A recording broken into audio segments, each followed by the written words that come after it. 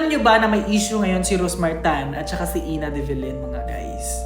Hinahambing lang naman sila na magkamuka sila. At itong si Ina De Villain, mga guys, sinabihan niya si Rosmar Tan na hindi niya daw kilala at naiinis daw siya pag hinahambing siya kay Rosmar Tan. At sinabihan niya pang iyo. Pero para sa akin, magkapareho sila ng mukha or pareho sila ng shape ng mukha. At saka yung makeup kasi, magkatulad din sa makeup ni Rosmar Tan. Parang maghalig na talaga sila.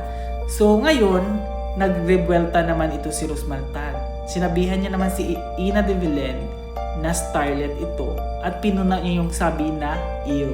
Pero para sa akin, bakit ka magagalit na sabihan ka ng netizen na magkamukha kayo ni Rosmar o ano? Kasi pareho naman kayong sikat, di ba? Para lang sa akin ha, opinion ko lang ito.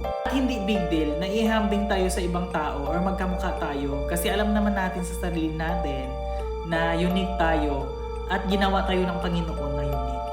Diba mga guys? Comment down below kung tama ba ako or mali.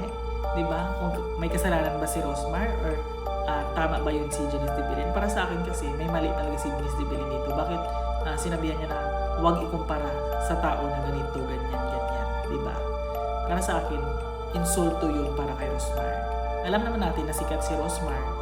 Pero kung hindi niya kilala, dapat huwag na siya magsabi na iyo. Diba?